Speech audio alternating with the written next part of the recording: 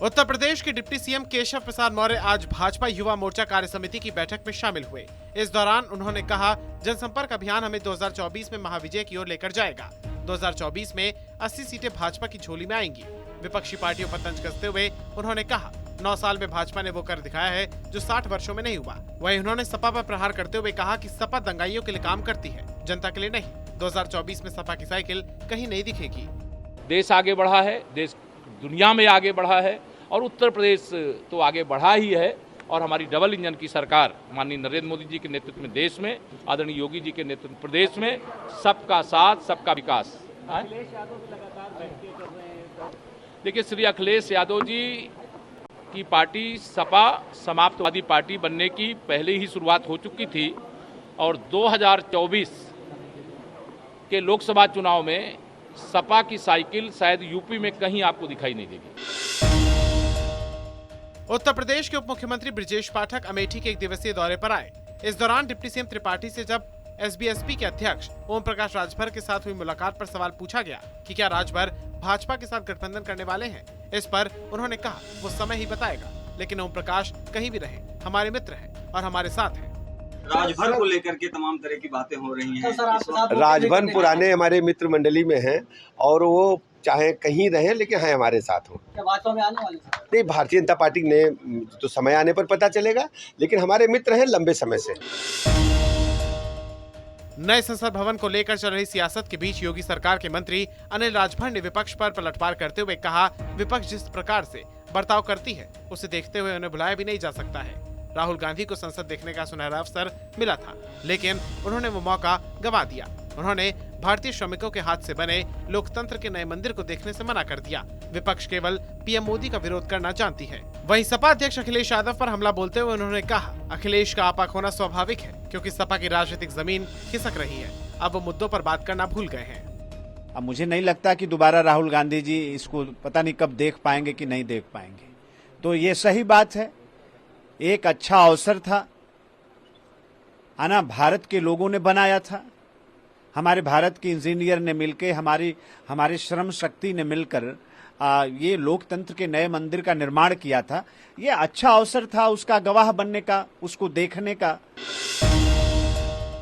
भाजपा की सत्ता में 9 साल पूरे होने पर जहां बीजेपी खुशी मना रही है, वहीं मोदी सरकार पर कांग्रेस के वरिष्ठ नेता और राज्यसभा सांसद दीपेंद्र हुड्डा ने 9 सवाल खड़े किए हैं। मंगलवार को उत्तर प्रदेश में हुई कांग्रेस कमेटी की बैठक में केंद्र सरकार के 9 साल बेमिसाल पर 9 सवाल खड़े किए। दीपेंद्र हुड्डा ने तंज कसते हुए कहा, भाजपा के 9 साल जन जन बेहाल, अपना नारा लेकर चलना चाहिए। देश में भ्रष्टाचार खत्म क्यों नहीं हुआ? देश में लोकतंत्र की हत्या क्यों की जा रही है? भाजपा इन सभी सवालों के जवाब दे। 9 साल 9 सवाल यानी कि इस सरकार से पूछना चाहते हैं।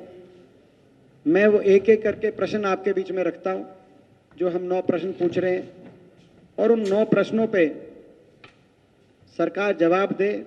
वैसे तो 9 साल जन जन बदहाल, ये सरकार का नारा होना चाहिए, क्योंकि हर वर्ग बदहाल कर दिया इन्होंने।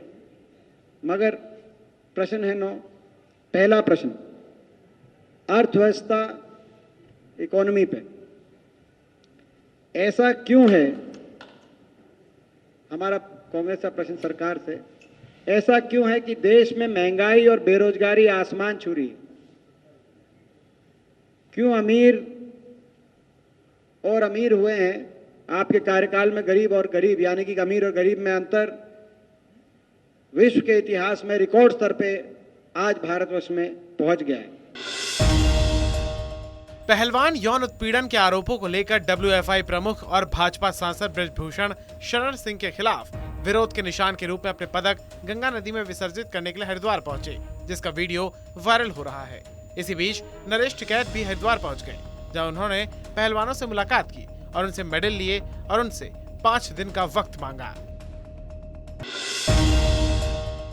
यूपी में विधान परिषद की दोनों सीटों पर सपा द्वारा मैदान में उतारे गए उम्मीदवारों से बसपा प्रमुख और पूर्व मुख्यमंत्री मायावती अखिलेश यादव से नाराज दिखी।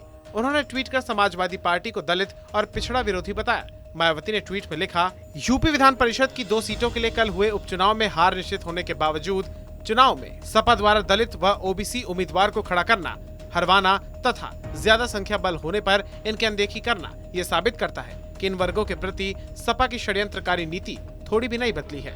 बता दें, एमएलसी की दोनों सीटों पर भाजपा के उम्मीदवारों ने जीत दर्ज की है। भारतीय किसान यूनियन के प्रवक्ता और किसान नेता राकेश टिकैत मंगलवार को लखीमपुर खीरी के फटेरा गुरुद्वारे पहुंचे, जहां उन्होंने माथा टेका और लोगों के साथ लंगर भी चखा। उसके बाद राकेश टिकैत ने अपनी आगे की योजनाओं के बारे में बताया और कई मुद्दों पर बात भी की। राकेश टिकैत ने कहा कि जो बच्चे तिकुनिया कांड के चलते जेल गए थे वो उनके घर जाएंगे, क्योंकि उसके बाद से उनकी कोई मुलाकात नहीं हुई। सरकार पर प्रहार करते हुए उन्होंने कहा, सरकार ने फ्री बिजली की बात कही थी, फ्री बिजली दूर की बात, यहाँ पर मीटर भी नहीं है। दिक्कतें हैं बिजली की है, तो आए तो उस संबंध में भी बातचीत यहाँ के लोगों से करेंगे कि सरकार ने बिजली फ्री देने की बात करी थी, फ्री बिजली है नहीं, मीटर लगाने लग रहे हैं। तो ये सारी चीज़ें हैं। खरीद की भी समस्या रहती है, वो चाहे धान हो गेहूँ हो।